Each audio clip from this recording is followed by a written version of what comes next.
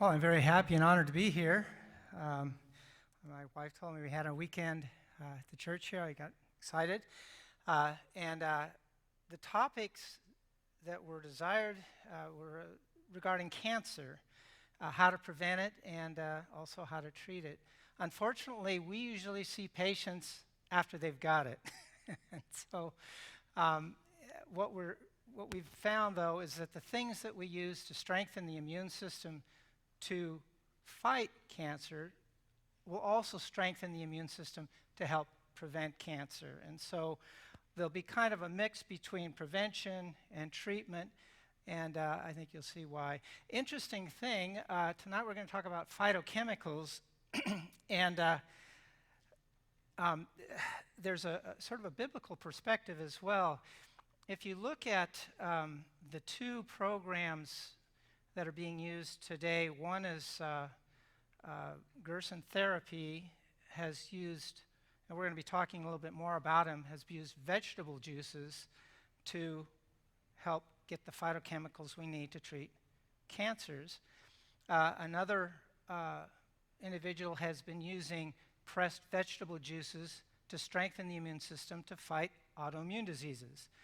That may seem a bit strange to strengthen the immune system to fight an autoimmune disease, because an autoimmune disease is where your immune system is attacking your own organs. But it turns out that a suppressed immune system predisposes you for autoimmune diseases. And so when the first line of defense is weak, the second line of defense in your immune system overreacts and you get an autoimmune diseases. And one individual, Brooke Goldner, has been using pressed or blenderized vegetable juices to help fight the common autoimmune diseases, lupus, rheumatoid arthritis, thyroiditis.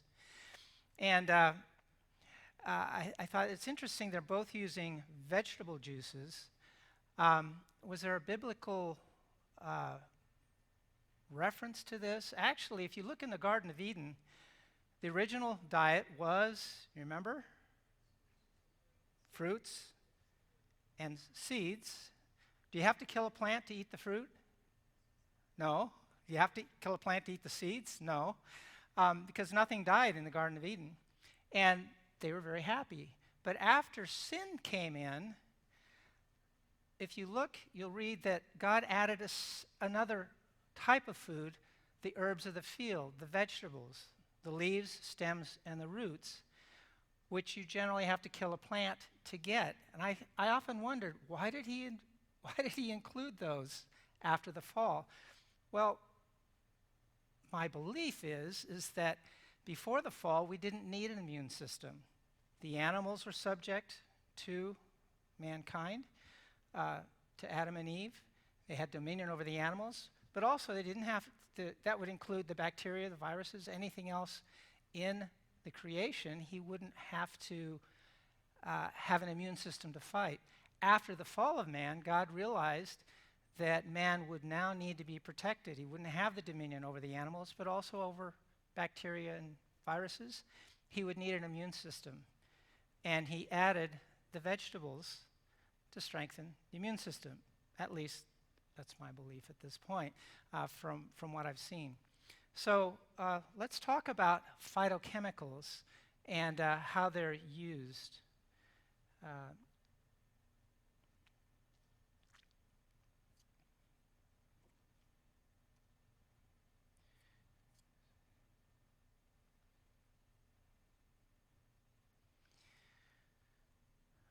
Okay. So our mothers have been telling us for years to eat our vegetables, and now we're finding out why. It turns out that fruits and vegetables are loaded with compounds called phytochemicals or antioxidants. Now, our mothers may not have known this when they told us to eat our vegetables. One of my favorite Quaker Oats ads occurred about 40 years ago and showed this old man with a cane coming out and say, "Some people ask me why I eat Quaker Oats." And he goes, "Well, it makes me regular, and it gives me lots of carbohydrates for energy." And you see this old lady come out behind him. She puts her hand on his shoulder and says, and then he says, "But the real reason I eat Quaker Oats is because my mother tells me to. So we're now finding out why our mothers are telling us to eat our vegetables. It's these phytochemicals. They have powerful protective health benefits. Now, what are phytochemicals? Are they like vitamins and minerals? Actually, no. The word phyto comes from the Latin word phyto, comes from the word plant. Phytochemicals are protective chemicals found only in plants. Which ones? Actually, all the plants have phytochemicals in them, whether it's fruits, vegetables, beans, grains, nuts, seeds, even herbs have thousands of phytochemicals. Yet these chemicals are not found in any animal products. Antioxidants are like phytochemicals. They are natural chemicals found in the foods, but they're not limited to just plant foods. Antioxidants are compounds that can prevent and repair damage to cells caused by substances called free radicals. The antioxidants can destroy the free radicals which are attacking your cells. Free radicals can be produced in our bodies and can set the stage for diseases like cancer, heart disease, premature aging, and cataracts. In fact, they're known to play a role in numerous diseases. Certain lifestyle habits like a high-fat diet, smoking, and drinking alcohol can produce more free radicals. So you can decrease the amount of free radicals produced in your body by avoiding these substances. However, even if you avoid all of these substances, you're still going to have free radicals. And because of that, we need antioxidants to fight these free radicals. Now, the richest sources of these chemical defenders are the unrefined plant foods, whether it's fruits, vegetables, whole grains, beans, nuts. Many studies have continued to reveal the protective benefit of these phytochemicals, these plant-based foods. But how much are we actually benefiting from these foods? Not nearly enough. How come? Because around the world, people are eating less and less of these protective plant foods and experiencing more and more degenerative diseases. For instance, in 1900, the lifetime risk of getting cancer was 1 person in 40 would get cancer in their lifetime. By 1945, it had increased to 1 in 20. By the 1980s, 1 in 10. And currently it's about 1 in 3, and we're moving towards 1 in 2 people in their lifetime are going to get cancer. We are trying to help the people that are getting cancer. We have a practice up in Myersville, Maryland. We do a 3-day intensive. People come up and they can stay there for about 3 days. We give them the talks. We show them how to cook the foods. We show them how to do the juicing. We talk to them about intravenous vitamin C. Talk to them about thermal hydrotherapy. And these are talks that we are going, thank you, these are subjects that we're going to be covering in the next day. Tomorrow morning, we'll be talking about vitamin C and strengthening the immune system. We'll also be talking about how intravenous vitamin C to get super high levels of vitamin C are being used to help treat and support cancer patients. In the afternoon, we're going to be talking about thermal hydrotherapy. This is probably one of the most powerful agents that we have for fighting cancers. Bringing the body temperature up. Turns out with a high temperature, it turns on your immune system and helps you fight infections as well as cancers. We're showing you how to do that. And then at this main service, we're going to be talking about power from on high. The biggest problem we have in working with people with cancer is their ability to stay on a program, to stay on a healthy lifestyle and implement the modalities that we have to help treat them. And so we're going to talk about getting power from on high to be able to follow through with any kind of program that you're deciding to partake in. Well, Americans from the 1900s to now are eating less and less of the protective foods that can help fight cancers. A recent study of American eating habits showed that only 1 out of 11 Americans are reaching the recommended minimum goal of eating 3 servings of vegetables and 2 servings of fruit each day. Here's some more findings. Only 20% eat fruits and vegetables rich in carotenoids, which are antioxidants, found in the yellow, orange, and the dark green vegetables and fruits, such as cantaloupe, spinach, and carrots. Only 18% eat vegetables from the cabbage family like cauliflower, cabbage, and broccoli. And only 59% eat fruit on a regular basis. Now, 59%. Why such a high percentage of people eating fruit compared to vegetables? What do you think? Well, fruits are sweeter, right? They taste better than the vegetables.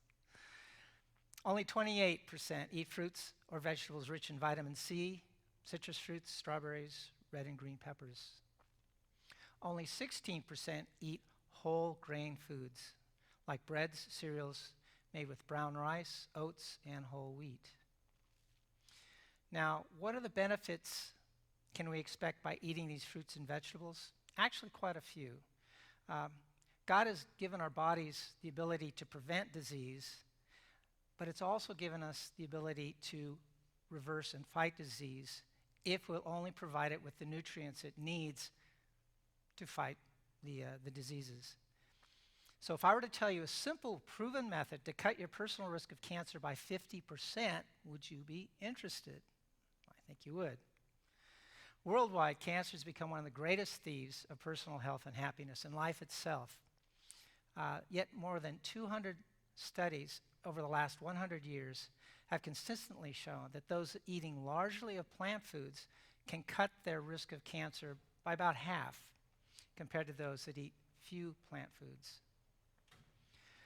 Not only does it reduce the risk of cancer, it also reduces the risk of heart disease, diabetes, and high blood pressure. By the way, in the 1990, they documented reversal of coronary artery disease with a plant-based diet, eliminating the meats, the dairies, and the oils.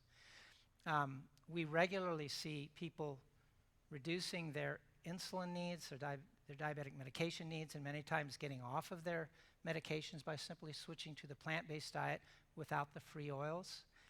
Blood pressures typically come down in about the middle of the second week. We start seeing blood pressures drop, and we have to reduce blood pressure medications at that point. So a plant-based diet not only helps with cancer, but it has a wide range of benefits. Now, these plant foods, as I mentioned, can help reverse these diseases. Now, which fruits and vegetables contain the most powerful fighting properties? Well, they probably all do. However, some appear to give greater benefits, probably because these foods have been studied more or they get more press and more advertising. For example, soybeans. Products like tofu, soy milk are packed full of protective phytochemicals. Studies suggest that soy foods decrease the risk of many types of cancers, including breast cancer, colon, rectal, lung cancer, and stomach cancer. In fact, the Okinawans, one of the oldest living races in the world, they also have the highest soy intake in the world. So, now, some people say, wait a minute, I've heard that soy products have phytoestrogens in them, and I believe that estrogens cause breast cancer. So how is it that soy products can actually decrease your risk of breast cancer? Well, they have phytoestrogens, and these are called phytoestrogens because they're molecules that bind to the estrogen receptors in your body. However, when these phytoestrogens bind to the estrogen receptor, it only stimulates that receptor at 2% activity level. And it prevents your real estrogen, your human estrogen, from binding to that estrogen receptor and stimulating at 100%. So it can actually decrease your estrogen stimulation by about 98% or thereabouts by eating the soy products, by preventing the real estrogen from binding to those estrogen receptors. However, because it does stimulate at 2%, women in menopause, when their estrogen levels are very low, phytoestrogens in the soy products can actually increase the estrogen stimulation a little bit to help deal with postmenopausal syndrome, pain, and symptoms of low estrogen levels.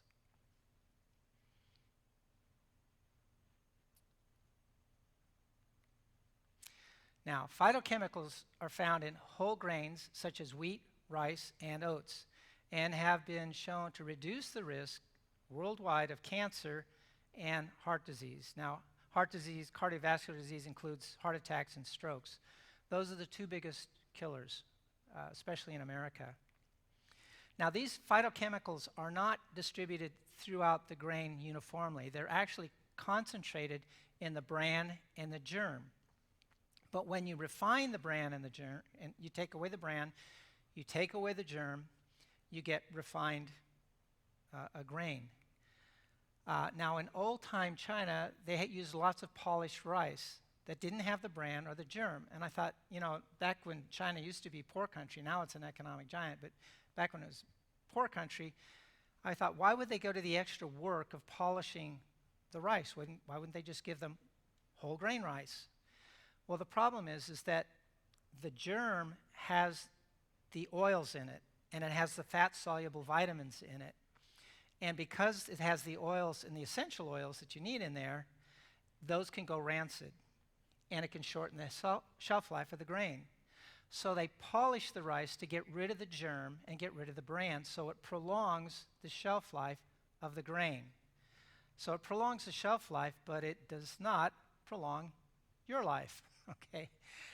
The other thing that you're fighting against in America is kind of the American way, because if I take a refined grain and sell you refined flour or refined grain flour, I can tell you, by the way, this refined flour doesn't have enough bran, so now I can sell you wheat bran. And I can also tell you it doesn't have enough germ, so I can sell you wheat germ. So I can sell you the same product 3 times, okay? That's part of the American way. However, remember, whole wheat contains 200 to 300 times less phytochemicals than refined grains. And because of this, we can achieve the greatest health benefits by choosing whole grain, whole wheat, and brown rice instead of the refined products. Now, most scientists believe that improved health and lower disease is best attained by eating a wide variety of fruits, vegetables, grains, instead of isolating certain ones. Now, what about supplements? Now, before you plan to buy phytochemicals and antioxidants in the form of supplements, consider a few things. It's estimated that a single tomato has 10,000 different phytochemicals in it. We cannot reproduce this, okay, in a supplement. Will the wisdom of man ever compete with the wisdom of God in creation? In addition, if you take high doses outside of their natural food sources of these antioxidants, they have the potential of upsetting the balance in the system. They can suppress the action of other antioxidants and in turn be harmful by producing free radicals themselves. As with most things, especially things coming in pills and bottles, too much of a good thing can be a bad thing. Besides this, most nutritionists agree that you cannot provide the same protection as eating the natural foods themselves. Case in point. Here's an example of a supplement not being equivalent to the natural food. It had been shown that populations that have high intake of the yellow vegetables, rich in the beta-carotene, which is a precursor to vitamin A, have lower rates of cancer. So food supplement manufacturers said, oh, why don't we make beta-carotene, put it in a supplement, and sell it to smokers to decrease the risk of cancer from smoking? Okay. I think a better way would be to help them stop smoking. But anyway, this is the approach they took. In our fast-paced world, people would prefer a supplement rather than taking the foods that are rich in the beta-carotene. So they made a vitamin A supplement that they wanted to sell to smokers. But the FDA came in and says, you cannot promote this as a cancer suppressant unless you have a study that actually demonstrated it. So the companies ran tests to prove that their beta-carotene supplement would suppress cancer in smokers. The finished study was supposed to go 10 years, but it had to stop after 8 years because those getting the beta-carotene supplement were actually getting more cancers than those taking the placebo. The carrot study done in America was also supposed to run 10 years, but it had to stop after 4 years when it became clear that those taking the supplements were more likely to get cancer than those that were not. So, Richard Klausner, director of the National Cancer Institute in the past, he said taking a supplement of beta-carotene is not equivalent to eating a diet rich in fruits and vegetables. The studies demonstrate how hard it is to isolate a single component in a healthful diet as a beneficial benefit. Diet is extremely complex, involving hundreds of compounds in combination. So, you can get beta-carotene in a supplement. The supplement doesn't have the flavonoids which increase the effect of the beta-carotene, or you can get the carrots with have the beta-carotene and the flavonoids. So, which foods have the highest amounts of antioxidants in them? Well, of the fruits, top of the list, strawberries, plums, oranges, red grapes, kiwi, grapefruit, pink grapefruit, white grapes, that should be bananas, red bell peppers, and apples and tomatoes. The vegetables, garlic, kale, spinach, Brussels sprouts, alfalfa sprouts, broccoli, beets, pepper, onions, and corn. What about raw foods? Well, in general, cooked or processed foods contain fewer phytochemicals and antioxidants than fresh or uncooked foods. When you heat them up, they can change their shape and become inactivated. For instance, broccoli has a anti-cancer nutrient called sulforaphane. This is also found in cabbage, kale, Brussels sprouts, radishes, and cauliflower. Human tests show that the absorption rate of this compound, sulforaphane, is 10 times higher in uncooked broccoli versus cooked broccoli. However, if you must cook the vegetables, steaming is the best way to do it. Boiling leaches out the nutrients into the water. So, if you insist on boiling your vegetables, be sure you drink the water that you boil it in so you get the chemicals as well. What about garlic? Raw garlic may be healthier than cooked due to an enzyme called allinase, which produces a DNA-protecting compound called allicin when you chew it in your mouth. However, when you cook it, you absorb little or none of this compound. Now, a study of 30 people with fibromyalgia were treated with mostly a raw, pure vegetarian diet. Fibromyalgia is a disease where you get pain in the muscle insertion points into your bones. 19 out of 27 symptoms got better. By 7 months, the subjective scores were equivalent to those that did not have fibromyalgia. Okay, so that's sort of an introduction to phytochemicals. What I'd like to do now is talk about the person that took the concept of phytochemicals in the vegetables to the maximum, to the extreme, to treat cancer patients successfully. And this was Max Gerson. Who was he? Well, he was actually born in Wangrunz, Germany, October 1881. He was the third child of a 9 in a German Jewish family. At age 6.5, he thought he could help his mother's flowers. So he experimented with different types of fertilizers. Unfortunately, all the flowers died, and support for his experiments quickly dried up.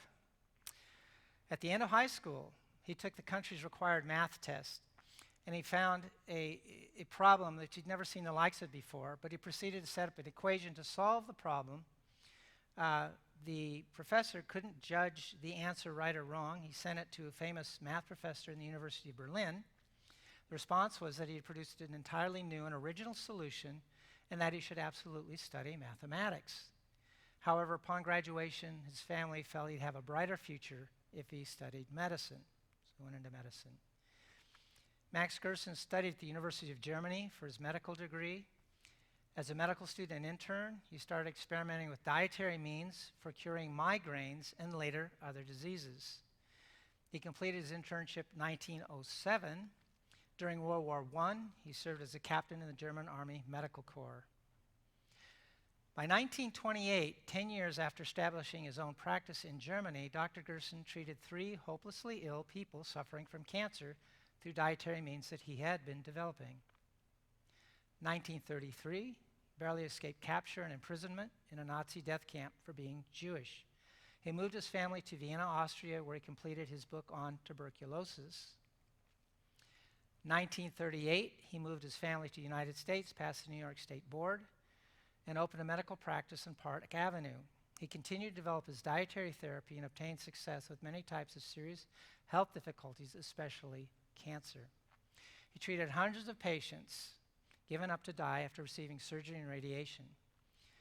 After these years of study and research, the Gerson therapy brought really sick people up to about a 50% recovery rate. 1946, Dr. Gerson became the first physician to demonstrate recovered cancer patients before the United States Senate Committee. They were holding hearings on a bill to find means of curing and preventing cancer under the sponsorship of the Senator Claude Pepper. The AMA lobbyists who supported surgery, radiation, chemotherapy were too well financed and caused the Senate's bill defeat by 4 votes. If it had passed, the Senate bill would have supported extensive research into this therapy and could have spread the cure for as far back as 1946. So how did he get interested in dietary approach for treating cancers? Well, as an undergraduate university student, he was plagued with severe migraine headaches. He'd have to spend 3 days as a medical resident in a dark room with these headaches that he felt would be splitting his head in two. He'd had nausea and vomiting. His medical professors could only advise him to learn to live with it. But after searching the medical literature, he found in an Italian medical journal a case of a woman who found relief from her migraines by changing her diet, but it didn't say what her diet was changed to. So he hypothesized, well, if it's dietary is the cause, maybe I can treat it by changing my diet. So his first thought was that maybe it's a food I can't digest well. So he thought, well, even babies can digest milk. Let me try an all-milk diet. So he tried that for 10 days, no relief of his migraines, no benefit.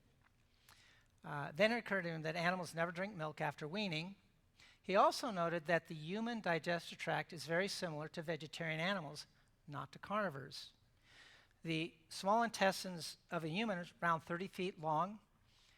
In carnivores, it's 4 or 5 feet long, much shorter, because they're designed to get the meat in and out quickly so it doesn't rot, turn rancid.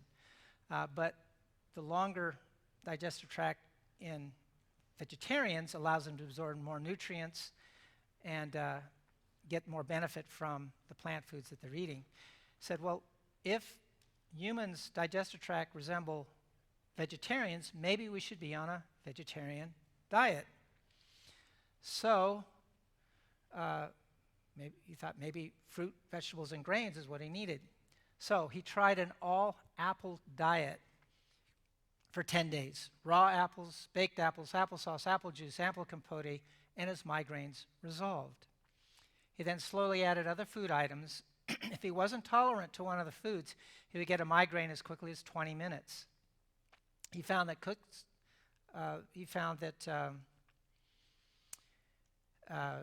for him, added salt tended to stimulate the mind or make the migraines worse or make it more difficult to treat.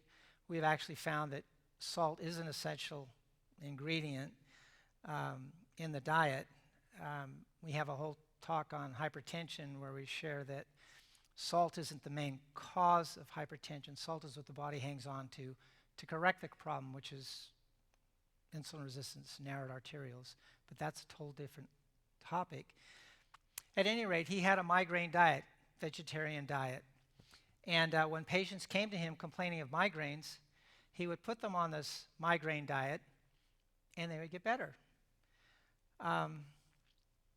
Then one of Dr. Gerson's patients who was on the migraine diet came to him and said, you know, my migraines are gone, but my skin tuberculosis has also cleared up as well. And he said, well, you know, skin TB is incurable. You must have had some other skin condition.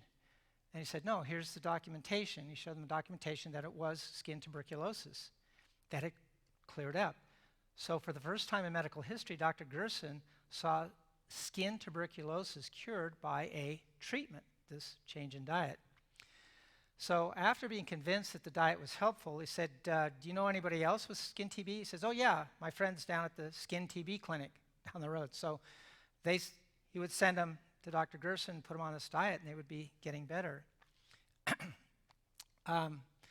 The famous TB specialist, Professor Ferdinand Sauerbach, heard of this treatment, and he went to see Dr. Gerson. After long discussions, they treated 450 incurable skin TB patients with this migraine diet, this plant-based diet, and 446 out of the 450 fully recovered. That's about a 99% success rate. He found that the diet also worked for other forms of TB, including those involving the lungs, the kidneys, and the bones. Dr. Albert Schweitzer, a medical doctor who went to Africa to treat the Africans there. His wife contracted tuberculosis. She was in terminal condition. They were expecting her to die when they brought her to Dr. Gerson. She recovered and went on to live well into her 80s. Dr. Schweitzer thought very highly of him. Other diseases respond to this plant-based diet, including hypertension, asthma, allergies, kidney damage, arthritis, residual stroke, atherosclerosis, and cancer. We actually understand now how the plant-based diet helps with hypertension, reversing atherosclerosis, and as well as diabetes. Dr. Schweitzer wrote of him, he said, I see in him one of the most eminent geniuses in the history of medicine. Many of his basic ideas have been adopted without having his name connected to him, yet he has achieved more than seemed possible under adverse conditions. He leaves a legacy which commands attention and which will assure him his due place. Those whom he has cured will now attest to the truth of his ideas. And His Royal Highness, Charles, Prince of Wales, he wrote this. He said, I know one patient who turned to Gerson therapy, having been told she was suffering from terminal cancer and would not survive another course of chemotherapy.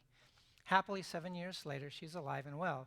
So it's vital that rather than dismissing such experiences, we should further investigate the beneficial nature of these treatments. So, have there been any studies to demonstrate a benefit in this approach? Actually, there was. There was a 5-year survival rate study. What they did was they looked at the literature's published survival for melanoma, a highly malignant form of cancer, high death rate. And they looked at the standard survival rate. That means that after you're diagnosed, in 5 years, they count up the percent of people that were diagnosed 5 years earlier that are still alive. That's the survival rate. What they found was that melanoma, if you had an early stage, stage 1 or 2, conventional therapy was only a 79% survival, but with this plant-based protocol, and they had a 5-year survival of 100%. If it was stage 3, 3A or 3B, it jumped from 40% survival up to 70 to 80% survival, about doubling the survival rate just by using this form of therapy. And if you had stage 4, that means it spread to the whole body. Survival rate, conventional therapy, 6%. With this therapy, however, it was 39%. Dramatic improvement in survival. He also advocated the use of natural fertilizers containing all 52 minerals, so that if the minerals are in the soil, then they get into the plant, and then they can get into our bodies if we eat the plants. So one of the key ingredients, isn't the whole program, but the main key ingredient is to flood the body with phytochemicals found in the vegetables. They found basically the vegetables were the most effectual plants, mainly the carrots, as well as the green leafy vegetables. Now, the goal is to supply the phytochemicals found in 17 to 20 pounds of vegetables daily. But if I give you here's 20 pounds of vegetables, eat these today, it says, no way. So the way to accomplish the same thing is with pressed juices. That's where you press the phytochemicals out of the juice, you leave the fiber behind, but you're taking the phytochemicals in the juice, and now they give 3 quarts a day, that's 1 cup every hour throughout the day, as well as 3 meals a day, and with that program you can get the phytochemicals found in 17 to 20 pounds of vegetables daily. For people with heavy tumor loads, that's stage 3 or 4 cancers, sometimes the cancer dies so quickly it releases toxins into the bloodstream, and these can make people feel ill. And so to increase your body's ability to detoxify and get rid of these toxins, coffee enemas are given. Coffee is taken up by the colon, it's taken to the liver says, oh, this is toxic, and it revs up its detoxifying system. Glutathione activity increases dramatically, and this helps get rid of the toxins. And that's a whole different topic, but it's usually only used for people that have high tumor loads that are at risk for toxemia. Generally, we don't do it unless they are at high risk because there are side effects to the caffeine. We try to avoid caffeine unless we use it simply as a medicine transiently. Actually, Ellen White only used coffee twice in her life, and that was for nausea she had, and it was effective for her. Enemas are also used to stimulate the liver. Okay, I just mentioned that. Also, we track your metabolic rate. If you have a slow metabolism, we can give thyroid supplements. Your thyroid produces thyroxine, and thyroxine is something that can accelerate your metabolic rate. So we try to get your metabolic rate up to ideal. The way to check to see if your metabolic rate is ideal is take a thermometer, put it under your arm, and hold it there for 10 minutes. This allows your axillary temperature to equilibrate with your core body temperature. And after 10 minutes, you read it, it's 97.8 or higher, then you've got a good metabolism. If it's too low, then you would want to do things to increase the metabolic rate. If you have cancer, we can use thyroxine. Other ways to increase it are getting 8 hours of sleep a night. If you don't get the sleep, your metabolic rate will be suppressed. This is a well-known effect. We have a machine which is a more detailed measure of your metabolic rate. It's a VO2 analyzer. It measures how much oxygen you burn per minute. It's the best assessment we have of your cardiovascular health or capabilities. And when you get the machine, the directions say be sure the patient has 8 hours of sleep the night before or their metabolic rate will be suppressed. So getting sleep will increase the metabolic rate. 7 to 8 hours is ideal. 8 is probably more ideal. And the other way to increase your metabolic rate is, of course, exercise. Walking briskly 30 to 40 minutes 3 times a week is a great way to do it. The simplest way is to walk fast enough to where you're a little bit short of breath. They have found exercise will decrease your risk of cancer. Women, they have shown women who survive breast cancer can cut their risk of recurrence in half by exercise, by walking briskly 3 times a week. So Gerson used 3 pillars for treatment. One is getting the phytochemicals through juicing. One is detoxification if you have a high tumor load. That was the coffee enemas.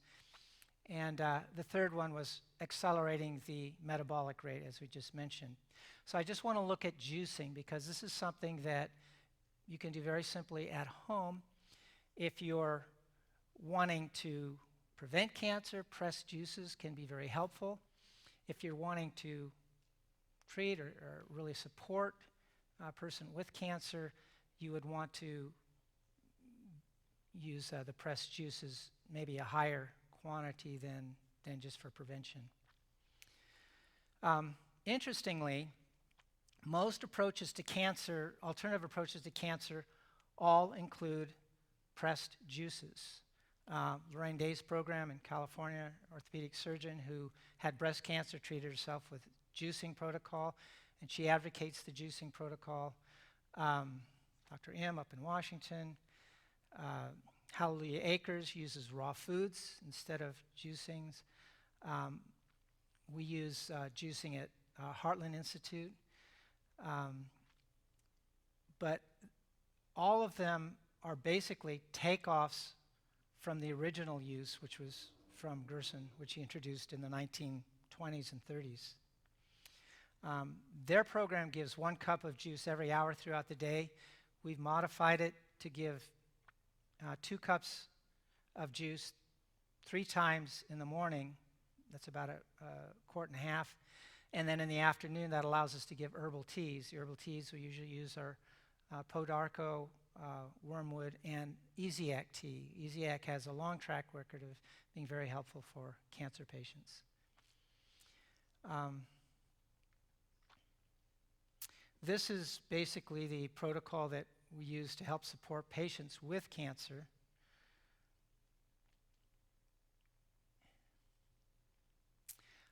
Now, if you're doing pressed juices, if you're doing the green drink, it's best to do the green drink immediately. In other words, you press the juice and you drink it immediately. It will oxidize fairly quickly, so you want to drink it as fresh as possible. Carrot juice can last, if you put it in a bottle, a jar, without oxygen in it, can last maybe up to 3 days.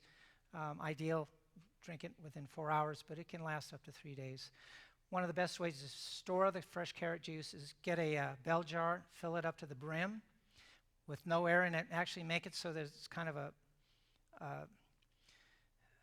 convex surface on the top, and then put the lid on it. You'll have some of it drip over the edge, and then put the ring on it to hold it tight. That way you get all the air out of it, and it decreases its ability to oxidize. If you get the 2-cup jars, you just put it in the refrigerator, and when you're ready to drink it, just pull it out, unscrew it, and you can drink it then.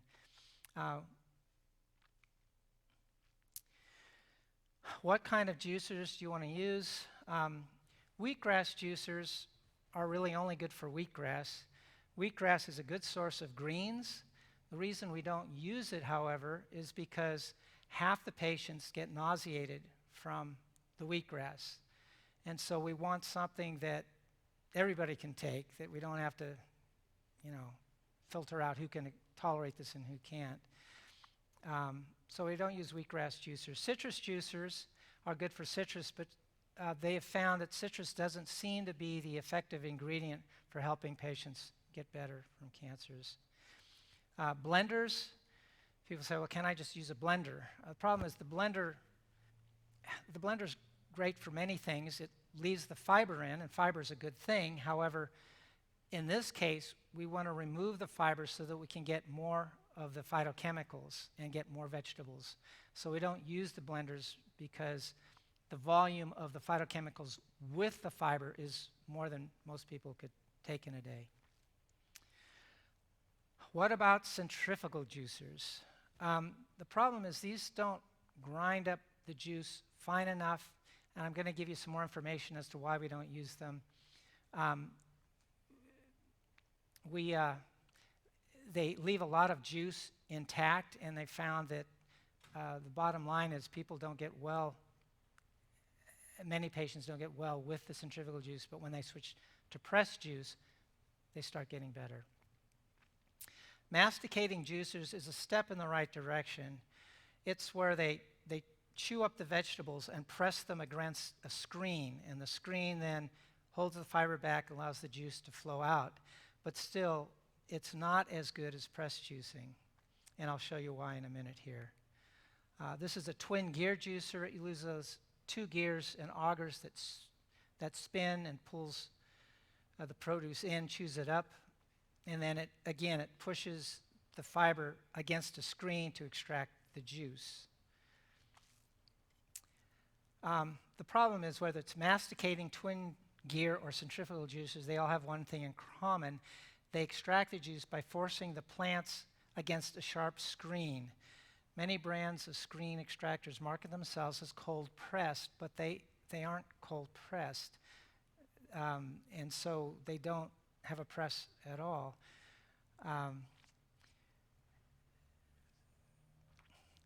The ideal way of producing juice is a two-step operation.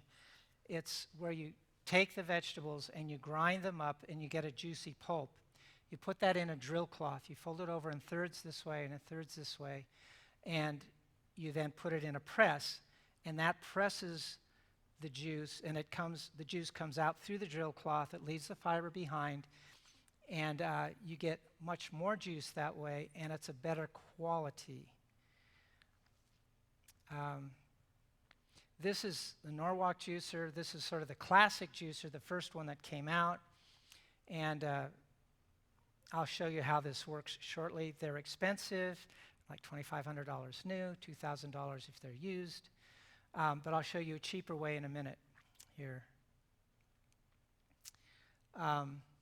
This is another press juicer. It's even more expensive. This is if you own a juice bar or something, this is the one to get. But if you want it for home use, these run around $5,000.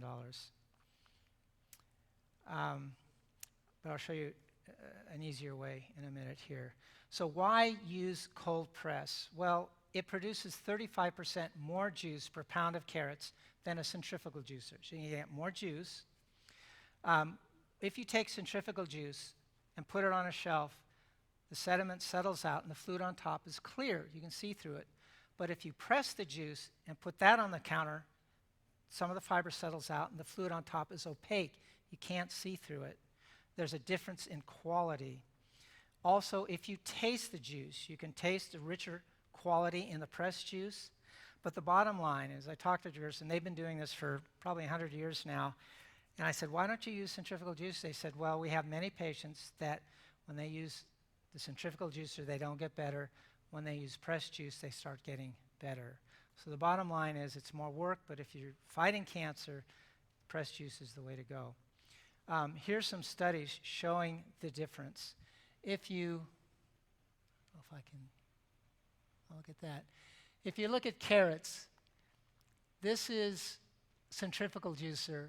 This is the amount of juice per pound of carrots.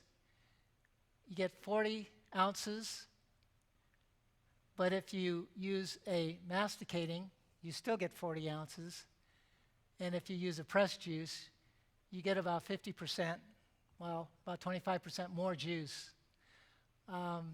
Also in terms of chemicals, calcium, centrifugal juice only 500 milligrams.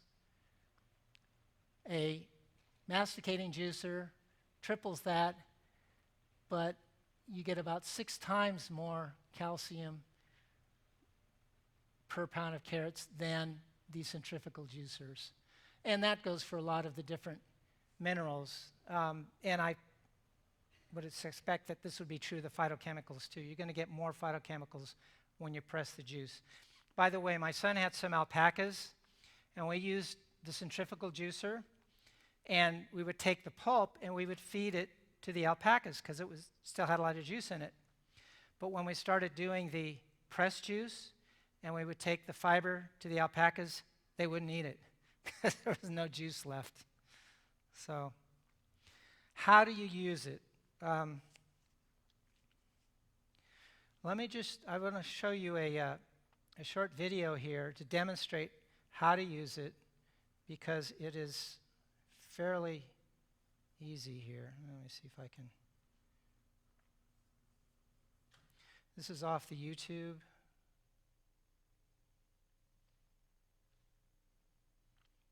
And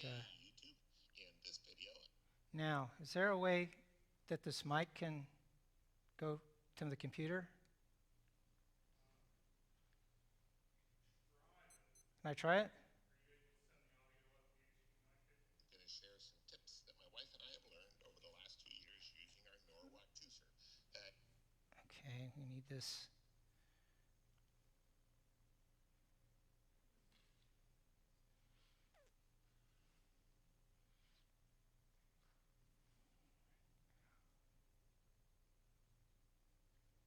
Get this.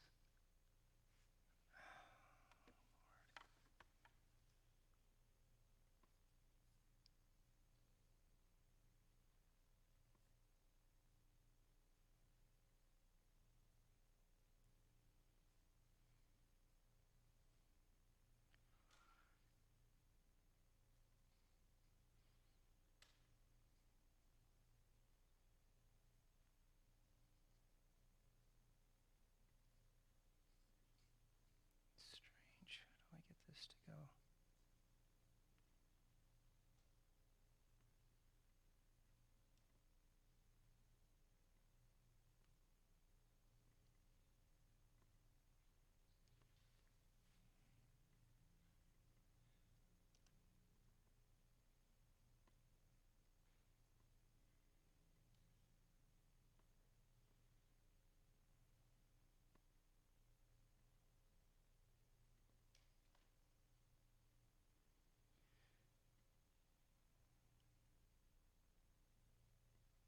Opinion, and Norwalk is probably the best juicer that you can buy. So the first tip I want to give is those wing nuts there. Make sure that those are tight.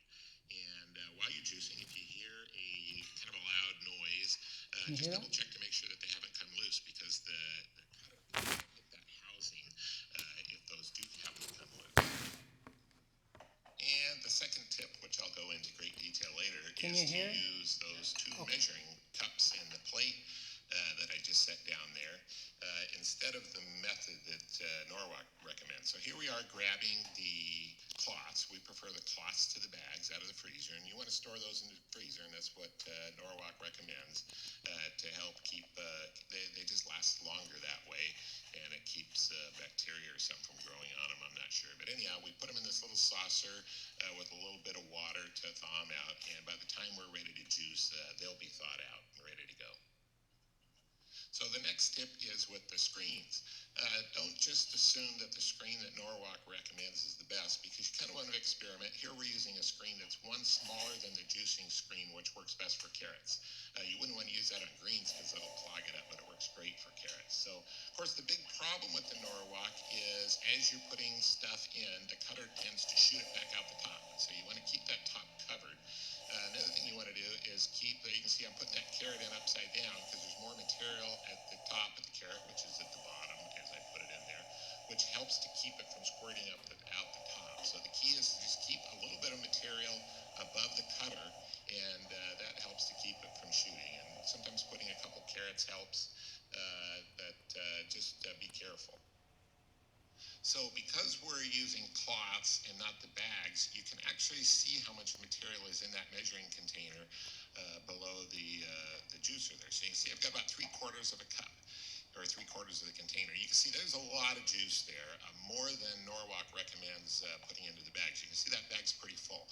But I've found I can film about this full, and I've never had one come apart. And if I do get a little bit too much, I kind of squish it into the plate, and then I just pour the plate into the juicing container there. So the key is to reduce the pressure on the press going up, so it goes a little bit slower, because if you have it on full pressure, there you can see I'm increasing it a little bit. It'll squish that too quick, and you'll get juice all over, and you'll make a mess. So I overfilled the bags, and then I slowly increase the pressure on the press until it is just about fully pressed, and then like I just did, I push it the rest of the way, and then start counting. And of course, as I'm pressing the one juice, I am running the other carrots through. And then you can see I left that last carrot because I could see that I had plenty of juice inside the container there. And when you're using the bags, it's really hard to tell exactly how much juice you have. We find using this method, I can tell exactly how much juice I'm going to get just by looking how much material has been run through. Once it's done pressing, I'll pull out the cloth and throw the pressed material into the garbage. And you can see using the cloth, it's really easy to empty that. Just throw it in the garbage and start over again. I prefer that much more than the bags. And but of course, this is the reason that we prefer it, is I can just dump that material right in here, overfill the bag or the cloth, and instead of using 2 bags or 2 cloths like Norwalk recommends, we just way overfill it. Dump the excess from the plates into there, and we're not really making a mess. They recommend putting kind of a big plate to catch everything underneath, but I've found that this method works really well, and we just get a little bit of juice on the counter. So you can see I just changed the screen to the juicing screen, because the one we use for carrots will tend to clog up a bit if we use it on the greens. And so, of course, as I'm pressing my carrots, now we're starting to do the greens. And it's a pretty quick process. I'm really impressed with the juicer. I love the way it works. And, of course, I love the way the juice tastes out of it. And you can see we've got quite a bit of juice already. So there I am. What I did there is I'll squish the juice for about 20 seconds and then reduce the pressure and squish it for another 20 seconds, and that seems to work best. And somebody at Norwalk actually recommended that to us, even though it says don't press it for more than 10 seconds. So as I'm putting in my greens, you see I'm being very careful to keep a little bit of material kind of piled up above the cutter up there, so that it doesn't shoot back out. And you just always want to be ready, because it'll shoot out when you're not expecting it. But really, it's not all that bad. So what I'm doing now is I pull out the screen and then tap on the top to try to get the residue that's built up in that housing to drop down into that dish that's down below it there. What'll happen is you'll just get residue that just gets stuck in there, and sometimes you'll have actually a lot. And we found when we were using the bags that we would have quite a bit still built up in there. Using the cloths and the method that we're using, there'll be a little bit, but it's not nearly as bad as it is with the cloths. I think that was one of the first reasons that we actually switched to the cloths from the bags. And so once it's been run through, then we dump it into the cloth, and you can see I've got quite a bit there, a lot more than Norwalk recommends. But as I said before, I've never had one of these cloths come apart putting that much into it. And so I definitely prefer juicing 1 instead of 2. And so with the press there, when it gets near the top, I'm going to reduce it so that it's not giving it full power, so it comes up a little bit slower, and that way you don't make such a mess. And then as it gets near the top, I'll give it full power. And as I give it full power, I start counting in my head, and what I do is I count up to 20, and I found if I count to 20, that's about 18 seconds. And as I mentioned earlier, somebody at Norwalk said that you can run the press for 20 seconds, even though it says to only run the press for 10 seconds. So as I get near the end, I release the press and then put it back on full again and run it for another 20 seconds. And I found by the end of the second pressing, it's pretty much done pressing the juice, and there's really no point doing it anymore. If it starts dripping before it gets to the 20 seconds, I'll stop, and no point putting extra strain on the juicer. And there you have it. That's how. Hey YouTube, in this video I'm going to show you how to make almond butter. We're going to make it in a Norwalk. Okay, so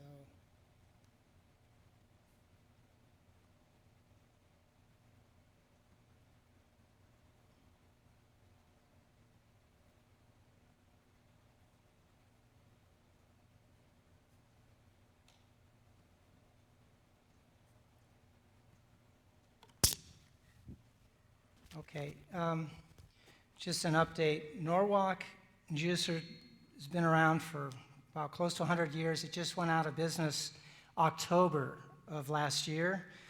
But the one that has essentially replaced it is the Pure Juicer. It's expensive. It's like $2,600 new. However, is there a cheaper way? He would like to know. Yes, there is. You can actually get a Champion juicer, which does step 1. And you put the plate in it, you put the carrots in the top, and you grind it up, And it's in the ice cream mode where the juice and the pulp come out the end here together. Nothing comes out here. You take this juicy pulp, and that's what you put in the drill cloth, like you saw him do for the Norwalk. You put it in thirds, that way and that way. And then you put that in this pan here. And then this is a car jack. You just jack it up by hand.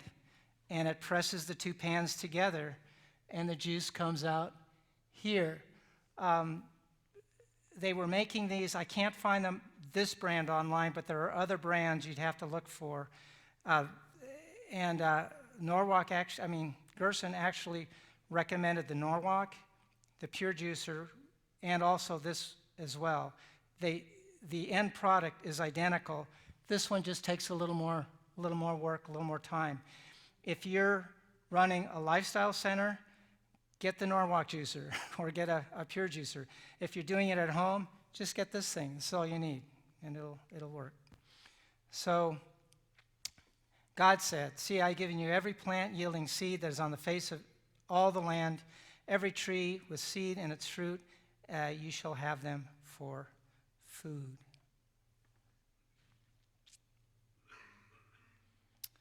God's original plant-based diet is still the best. More than 6,000 years later, science is proving it.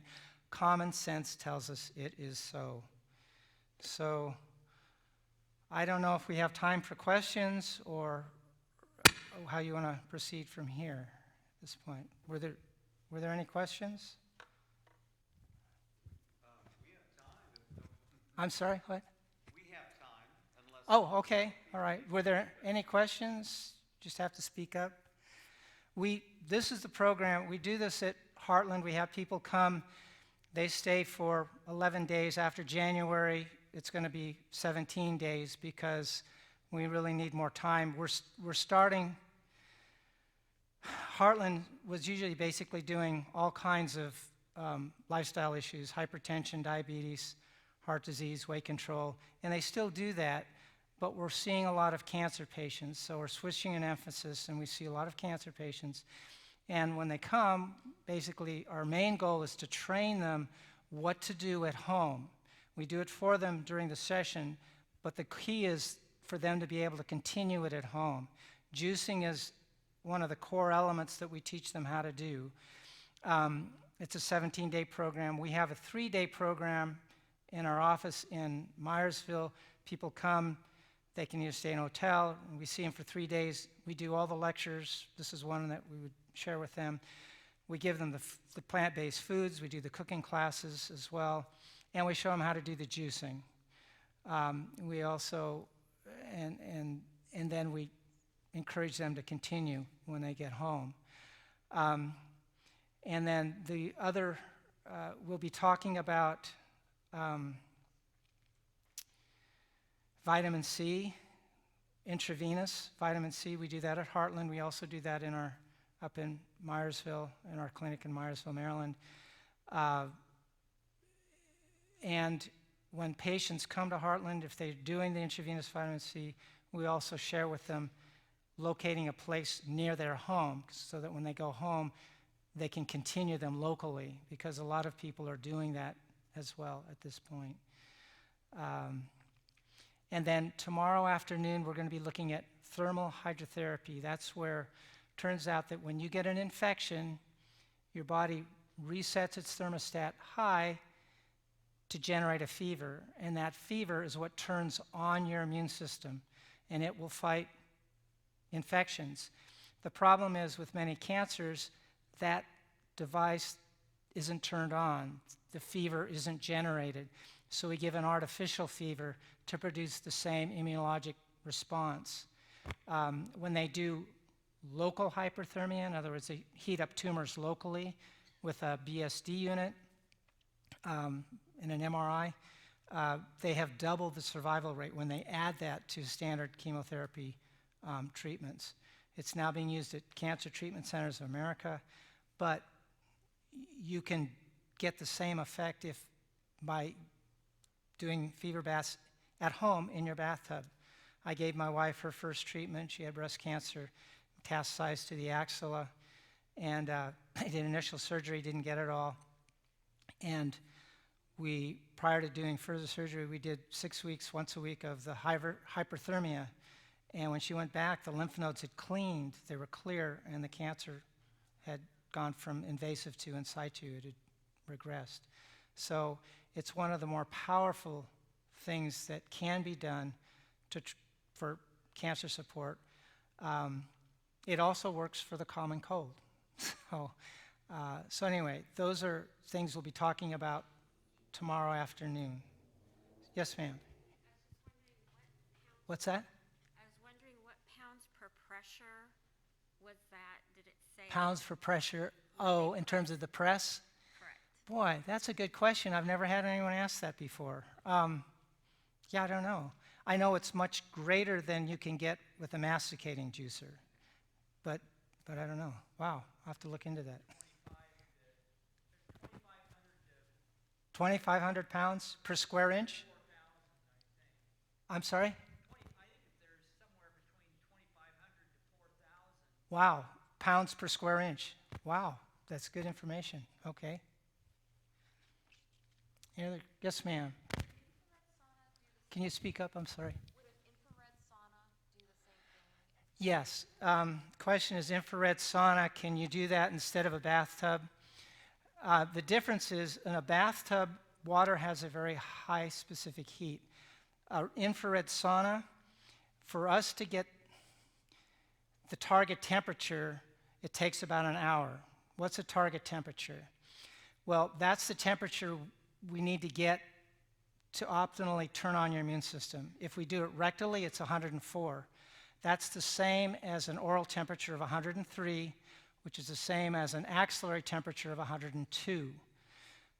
To get the temperature up to that target is what our goal is, and then we want to hold it there for 20 minutes. And then after that, wrap them up in a blanket. To get the target temperature with infrared, because air has a low specific heat, it takes about an hour. In a bathtub, it takes about 20 minutes. So in a lifestyle center, we're cramped for time. We want to get that temperature up quickly and then maintain it then for 20 minutes and then keep them warm. At home, time probably isn't an issue. However, realize that if you have an infection like a virus, your thermostat is set at 102, but you're at 98.6, so you feel cold because your temperature's below your set point. So when you put on a blanket or get in a hot shower, it feels good when your temperature's up 102. When we're treating cancer, the thermostat is 98.6, and we're bringing you up to 102. It does not feel comfortable. And so infrared sauna, they're at that uncomfortable heat for a longer period of time. That's the downside. What's that? So you have to be in an infrared sauna for an hour, you're saying? You don't have to keep, it's what you do is you have a thermometer under the arm and you're measuring the temperature. As soon as the arm temperature gets to 102, you start the watch, and then you go for 20 minutes. So however long it takes to get 102, that's all, yeah. In general, by experience, we found it takes an hour. We were hoping we could do the infrared saunas because that'd be a lot, they can lie flat, you don't have to get them out of the tub and all, it'd be a lot simpler. But because of the discomfort and the extended time, it's just not feasible. Now, in Germany, and I'll share this a little more in detail tomorrow, they have an infrared system that is not uncomfortable. They use infrared lamps, but they have a water filter which filters out all the ultraviolet, and that's what appears to cause the discomfort. And it heats from the inside out. And we had one lady in Germany, she was getting the treatment there, and I said, "Are you uncomfortable at all?" And she said, "No, I don't feel uncomfortable at all." We'd like to get that over here. It's not FDA approved here in the United States. I'd like to smuggle it in or something, but that's just the way it is right now. We keep checking with them to see if they're getting FDA approval because they're trying, but that would be ideal. These are good questions. I don't know. Do you have any other questions? Yes, you got a question? On the champion, how about if you ran the pulp back through? through the I think champions, I've done that do it before. twice? Yeah. Or did you do loans for 300 for the other machine? Oh, I see. I, You would just take it, them off and push it. yeah, you might get a little bit extra juice, but there's something about the pressure. I believe it pops the cells, and you're getting something that you're not getting when you don't press it. So that's, yeah. But that's creative thinking. That's a good idea. You had a question back here? Yeah, I just wondered, your clinic in Myersville, What? your clinic in Myersville Yes. that I've been to. Oh, okay, good. at- Yes. At your house. Yes, it's our house. That's right. How, is that, are you aiming for it to become a lifestyle center? Yeah, we'd like to do that. Right now, we have an old log cabin built in the 1700s that we're renovating now that people can stay in. We also, our kids are kind of moved out now, and so we have some extra rooms in the house. And we would like to move in that direction. I don't know time frame. I'm not sure when that's going to happen. So